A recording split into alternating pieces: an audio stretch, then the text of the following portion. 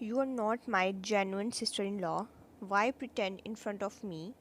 Or do you believe you can reject me with these excuses? He pulled you closer, staring seriously. Do you think I don't know anything about you and him? He forced you to sign the contract and asked you to leave the Joan family. In half a year, right? Your eyes widened in disbelief.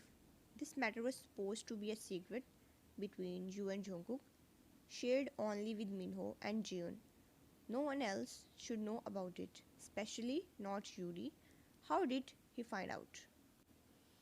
Curious why I know about this, his gentle eyes revealed a hint of selfishness as he lowered his voice. You can understand why I know about your divorce just by thinking about it. Jungkook is not interested in you and wants to divorce you. Don't talk about it, you interrupted. Elder brother, even if Jungkook doesn't like me, I would not like you either. I will find a way to repay the money I owe you as soon as possible. Please don't say these strange things to me in the future. I will pretend that nothing happened today. I am leaving now. Saying this, you shook off his hand and turned to leave. Whether he was provoked by your words or forced into anxiety, he pulled you back and pressed his hand on the back of your head. You immediately forced your face to turn aside as his handsome face approached, and, undeterred by your evasion, he sought to subdue you due to your attempt to escape.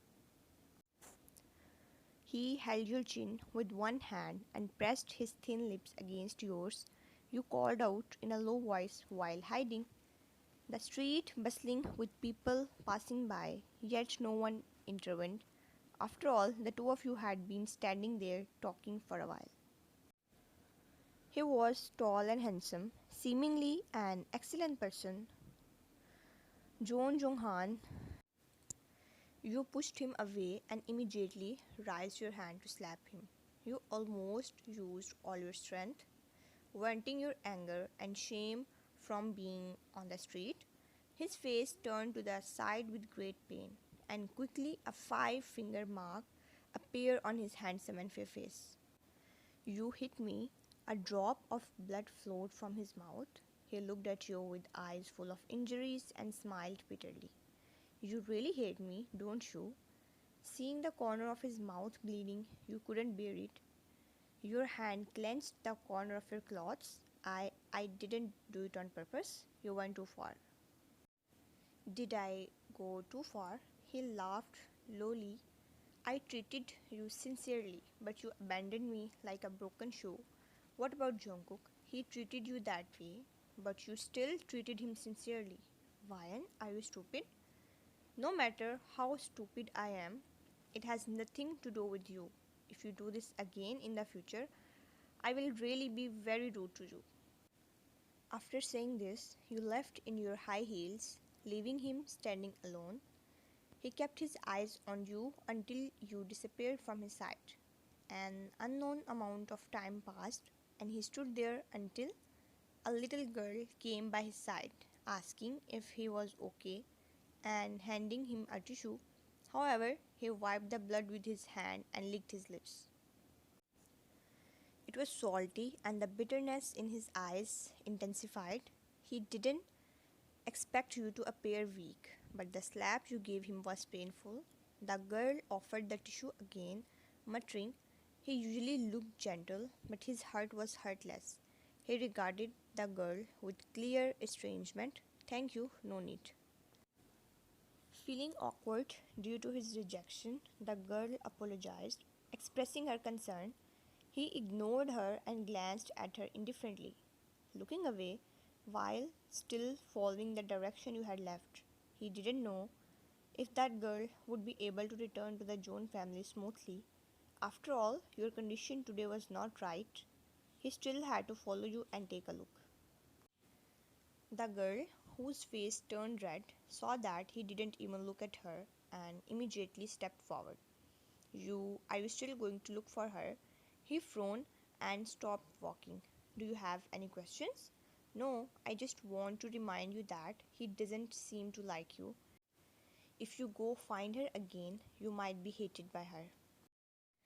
The despair in his eyes became more obvious. After a moment, he sneered, "Little girl, this is my business. What does it have to do with you?" She spoke to him very politely, but he showed how ruthless he could be. Love could not be forced, feelings couldn't be forced or changed. It was him who fell in love with you at first. The point she wanted to convey didn't register in his mind. She told him that if something didn't belong to him, no matter how much he tried or cried, it would never be his. Eventually, the little girl just glared at his stubborn feelings and left. You didn't return to the Joan family. You didn't want to see Joan family members for the time being. Instead, you returned to your parents' home and planned to see how the family was doing recently. However, upon returning home, your mother pounced on you, hugging you and crying. "What's wrong?" Your father was angry at your mother for causing trouble, and you could sense that tense atmosphere at home.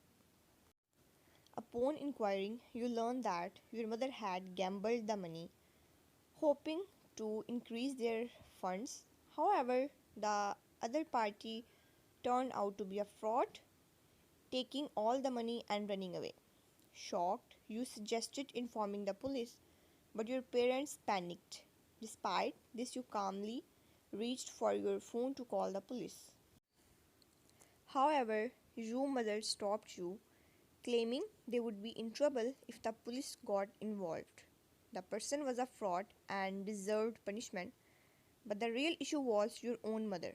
You didn't expect your family's situation to become so dire, and discovering that your mother had gambled the money received from Jonghan was especially disheartening.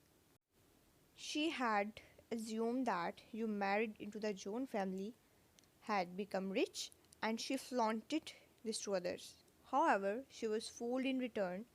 You felt a sense of disappointment, and she shamelessly asked for more money. It struck you as somewhat amusing. Why? It is mother who has let you down, but this time you must save mother's life. It's over. You closed your eyes tightly. You had thought you would reclaim what rightfully belonged to you upon your return, but instead your family once again treated you as a bank. You had hoped your mother would return the money to ease your burden, but she shamelessly claimed you were rich now, pointing to your branded clothes. When you refused to provide more money, she even resorted to ruthlessly hitting you. You allowed her to beat you to the point of exhaustion because you couldn't provide any more money. Your father came over to dissuade your mother as she continued hitting you relentlessly. He promised to think of a solution to the problem, but your mother grew more violent, crazily pulling you despite your father's attempts to separate her from you. She gestured for you to leave, recognizing that her actions were escalating. "No, you cannot go like that. Who will give me money if you leave?" Your mother had gone mad, consumed by her gambling addiction and desperate for money. As she pulled your arms, it scratched your skin, adding new injuries to those that had not yet healed. Lowering your head, you blankly looked at the old injuries under the new ones. You wondered why she always treated you and Danny so differently. Your father couldn't bear it and immediately told you to leave. You looked at him gratefully and left. As you walked on the street, you suddenly felt that you had nowhere to go. Your phone rang endlessly, but you didn't pay attention. Eventually, you picked up and found it was Jenny. She worriedly asked where you were, as you had not appeared at the company. You responded that you were still on leave, not disclosing the harsh reality you were facing. In your current situation, strolling was not exactly on your agenda. But Jenny insisted on coming to find you after you shared your location. When she arrived and saw you, her expression turned ugly at the visible new injuries on your arms. Worriedly, she inquired if those people had hurt you again, but you laughed, laying that you accidentally hit somewhere. She could see through your lie, but suggested you go home with her. Jenny mentioned that Deputy Director John had called her, expressing concern about your mood. Your expression changed, surprised that he cared so much. What do you think about this man? He wants to be good to you, but he didn't come to you himself. He actually let me accompany you. This kind of chasing style is too strange. Furthermore, the key is that you are his sister in law. Wine, I must tell you something. Although Deputy Director looks handsome and very gentle, I feel that he's not a good person. This kind of behavior belongs to snatching someone's wife. He's actually after his little brother's wife. It's immoral. You sighed. I think you're wrong. How can I not think too much? You dare to say I'm wrong? Although he's quite nice to you, you have a husband after all. No matter how pure his feelings are for you, you could not help but look at her, realizing she had a good view of the world and you shared similar thoughts. After all, you both lived in society and you began contemplating something. What if this couple doesn't have any feelings to begin with, and the man and the woman are in love? They are in love with each other. Do you think that the woman should not fulfill their wishes? She responded seriously, why do you want to help them get together? He's already married, so why does he want to be invincible in love? Why didn't he do it before he got married? After he got married, his invincible true love was very disgusting. Even if they, as a couple, don't love each other, he can't do that. After a moment, she seemed to have noticed something and turned her head to stare at you. Her gaze made your hair stand. Why was she looking at you like that? She suddenly grabbed your arms, calling you stupid for talking about young master and Kim Yuri. You didn't deny it and nodded. She angrily cursed, saying she knew that your good friend would do something like that eventually. You shared with her the story of the pair of earrings, mentioning that they no belonged to Yuri. She was so angry, expressing her frustration that you were finally learning what kind of good sister Yuri was to you.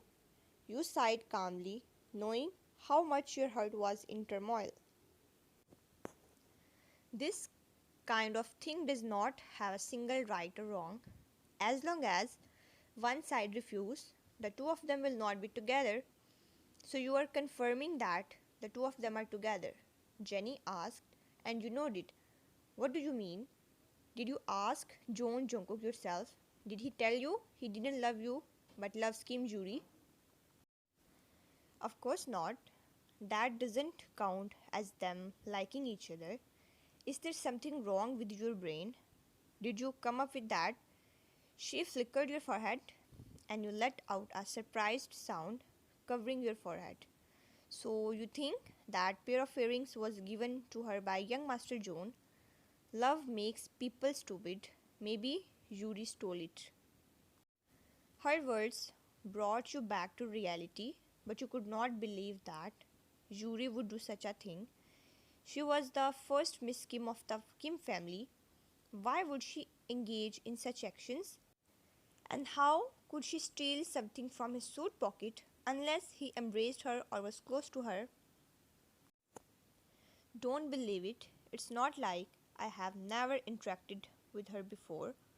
Moreover, the way young Master John looks at you indicates that he likes you. He looks exactly the same as my father looks at my mother, Vian. Unless young Master John is a scumbag who wants a lot of women, he would not have done it. Besides, I don't think you should trust Kim Juri anymore, whether she stole it or it was young Master John who gave it to her. She doesn't even have the right to be your good sister anymore. If you feel bad, then it's good. You will know the reality. If you want to fight with me for that, you can. I'm so sure you are not naive. Your lips trembled as you lowered your eyes. How could you not understand? It was just that Shuri had been good sisters with you, and you were finding excuses for her, hoping to minimize the mistake she made. You cared about relationships and love a lot.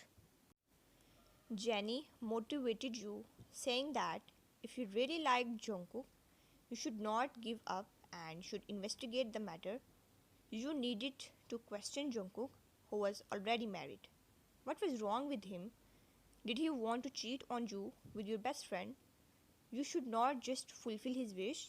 Your calm demeanor made Jenny even angrier as she scolded you all the way home. She was tired and you felt exhausted, so she let you rest. You thanked her, feeling grateful. She was so serious that it made you a bit embarrassed. Even if you thank me so much, I won't be moved. Stay here and be good. She pondered something and messaged Jonghan saying everything was well. She sighed. The relationship between you and the two brothers of the John family was really too complicated. Many people knew that Jonghan had a single love for you, which had become a rumor. Your husband might have heard it, but you had no feelings for him at all, and yet he didn't give up. Kim Juri and John Jungkook. Jenny sighed heavily. You prepared to stay at Jenny's home when suddenly your phone rang, displaying Jungkook's name on the screen. Unwilling to answer, you put it aside and Jenny promptly picked it up. Young Master John's phone. Don't you want to listen? I don't want to answer the phone. You felt there was nothing you could tell Jungkook. In your current condition, the phone rang and stopped, then rang again. Jenny blinked and made a decision for you. No matter what, he came to you on his own accord. Probably because he wants to say something to you. You should give him a chance, right? Otherwise, if you misunderstand him and ignore him, he won't even have the chance to explain. She picked up the phone for you under your stunned gaze. You wanted to stop her, but she darted around like a wisp of smoke. You couldn't hear what she said to Jungkook at all, just some scattered sound. She came back after the call ended, handing you the phone. Be good and wait for a while. Young Master John will come to pick you up later. You asked him to come over. You frowned and suddenly turned around to take a bag fiercely before leaving from there. Hey, what are you doing? Young Master John said he was coming to pick you up. He forced me to tell him the address. I don't want to meet him. I told him you were injured. He sounded very nervous. Why?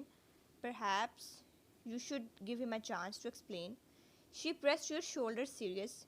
You blankly looked at her and ended up waiting there for 10 minutes and heard doorbell rang. You sat there and heard Minho's voice when Jenny opened the door. Sorry to disturb you. You heard the wheelchair rolling, but you didn't look up. You didn't want to see Jungkook at all. You just sat there lowering head. You didn't dare to see him. Perhaps your eyes were red because you cried a lot. Where are you hurt? He saw you were sitting there. After he came in, he frowned. You didn't say anything and didn't even raise your head to look at him. Jenny stood with Minho, giving you both space. She shrugged her shoulder as if they both are talking without making sound. Minho admired Jenny more and more. This girl knew when to retreat. I'm asking you a question. When you heard the angry voice above your head, you raised your head in surprise, locking eyes with him. It was then you realized the man in the wheelchair was surprisingly tall. looking down at you with deep eyes. When your red eyes met his expression changed and he raised his hand to grab your chin. Have you cried?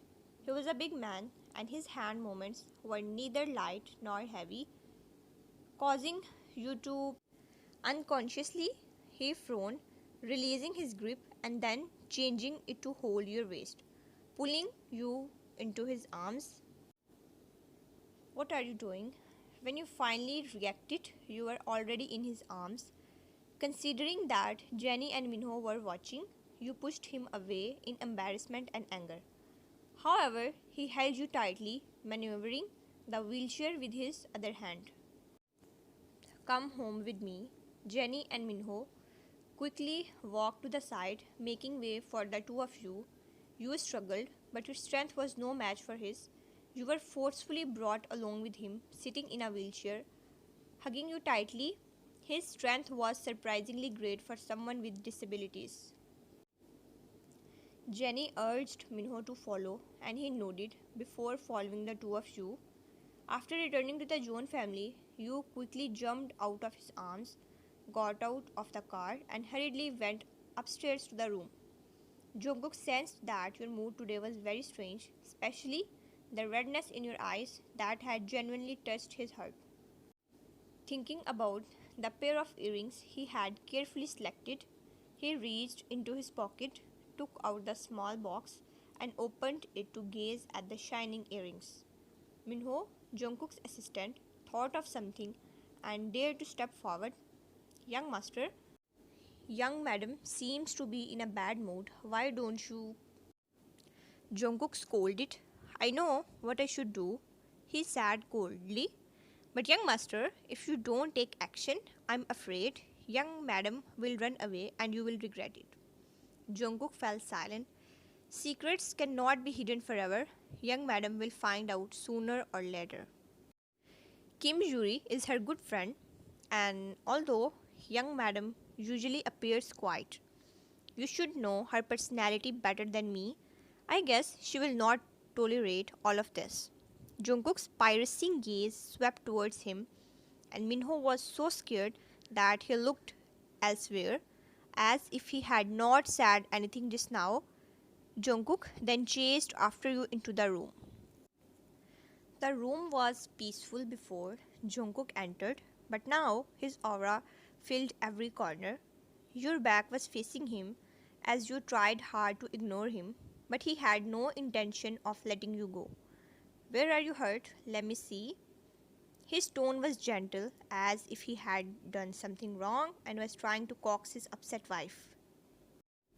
Thinking of the situation between Yuri and him, you could not help but feel sad. Without answering, you continued to bite your lower lip. He went to get ointment and then brought a nightgown for you. I will apply the medicine for you and then you can put this on. He passed you the gown, but you didn't reach out to take it, sitting quietly on the bed. Normally, he might have been angry if ignored like this, but something about your recent behavior, especially with your red eyes, made you look like a bullied wife. He placed the gown next to you, speaking softly. I will apply the medicine for you first, You still didn't move, remembering what Minho had said. He fell silent for a moment, took out a small box from his pocket, and handed it to you. This is for you. Don't be stubborn, You kept your head down, and suddenly an exquisite small box appeared in front of you.